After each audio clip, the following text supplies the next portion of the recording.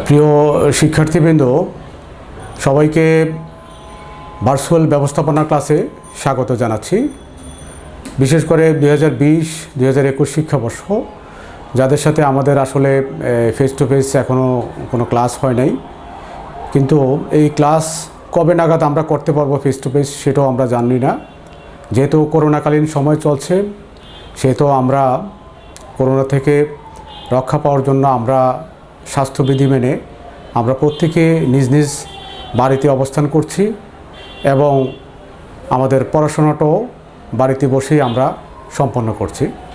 College কর্তৃপক্ষের সিদ্ধান্ত মোতাবেক অনলাইন ক্লাসের মাধ্যমে আমরা ক্লাসগুলো পরিচালনা করছি। আশা করছি এই ক্লাসগুলোর মাধ্যমে তোমাদের কারিকুলাম সম্পর্কে তোমরা একটা ধারণা লাভ করতে পারবে এবং সরাসরি ক্লাসের যে সুবিধা, সেই সুবিধাটা সরাসরি না পাইলেও অনলাইনের মাধ্যমে আশা করছি তোমরা উপকার পেতে পারো। তো প্রিয় শিক্ষার্থীবৃন্দ, আমরা গত ক্লাসে ব্যবসায়ের ধারণা এবং ব্যবসায়ের বৈশিষ্ট্য আমরা আলোচনা করেছিলাম। তো আজকে তারই ধারাবাহিকতায় আমরা আজকে আলোচনা করব বাণিজ্যের ধারণা বা কনসেপ্ট অফ কমার্স এবং বাণিজ্যের বৈশিষ্ট্য। তো চলো আমরা আজকের এই ক্লাসটি উপভোগ করি।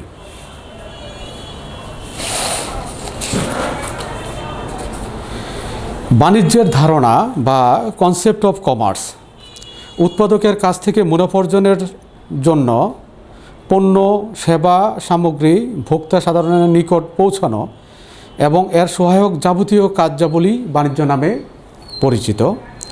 প্রকৃতি থেকে প্রাপ্ত বা শিল্পে উৎপাদিত পণ্য ভোক্তার কাছে পৌঁছানোর বা বন্টনের ক্ষেত্রে ব্যক্তি, স্থান, ঝুঁকি, সময় এবং অর্থ সংস্থানজনিত প্রতিবন্ধকতাগুলো দূরীকরণের জন্য নিয়োজিত কার্যাবলী সমষ্টি মূলত বাণিজ্য। মানুষের হাজারো চাহিদা পূরণে বাণিজ্যের কোনো বিকল্প নেই। বাণিজ্য বিবিধ উৎস থেকে প্রয়োজনীয় পণ্য সংগ্রহ করে ভোক্তা বা ক্রেতার কাছে সরবরাহের ব্যবস্থা করে চাহিদা ও যোগানের ভারসাম্য রক্ষা করে।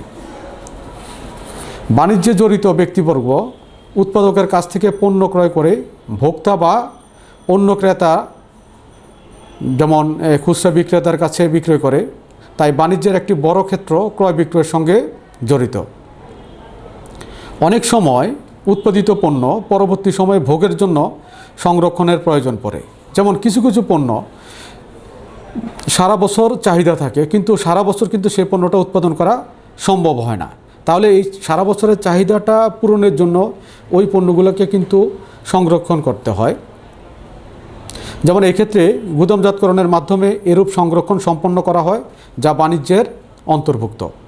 উৎপাদন ও বন্টনের ক্ষেত্রে সৃষ্ট বিভিন্ন প্রতিবন্ধকতা, যেমন পণ্য বিনিময়, ব্যাংক, বীমা, পরিবহন, গুদামজাতকরণ, বিপণন, প্রসার ইত্যাদির মাধ্যমে দূর করে বাণিজ্যের গুরুত্বপূর্ণ ভূমিকা রাখে।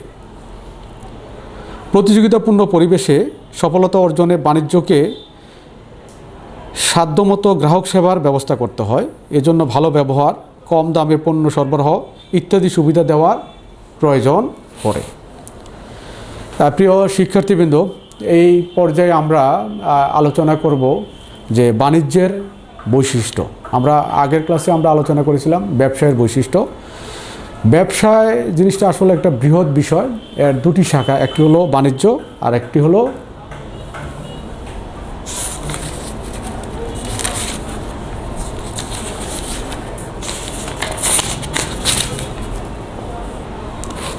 আমরা এই পর্যায়ে আমরা বাণিজ্যের বৈশিষ্ট্য আমরা আলোচনা করব।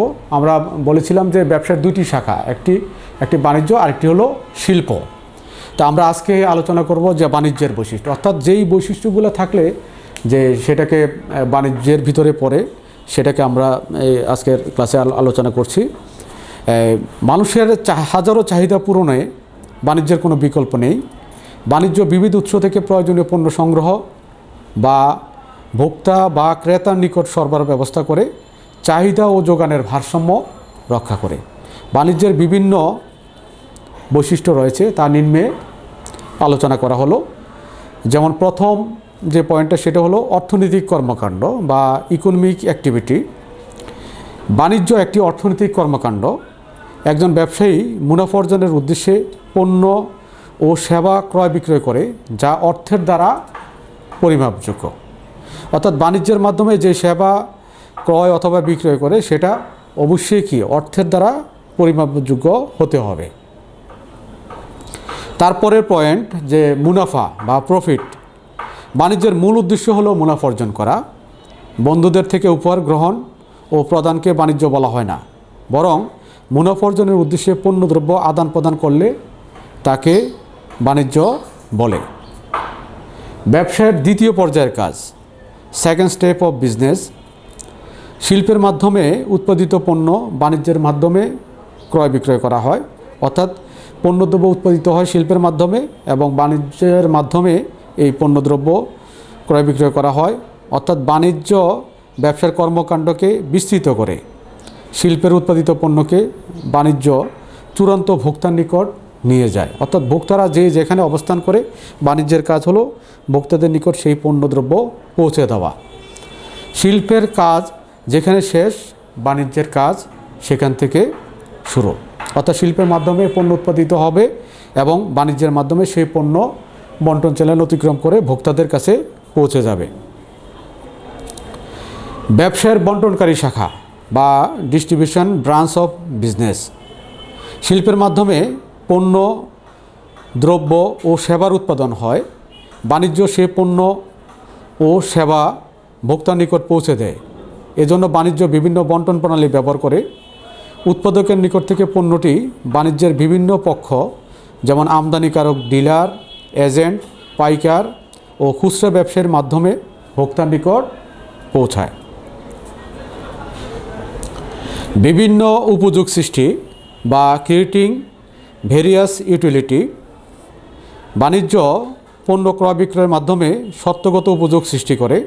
অর্থাৎ বাণিজ্যের একটি কাজ ক্রয় বিক্রয়ের মাধ্যমে পণ্যের মালিকানা হস্তান্তর হয়।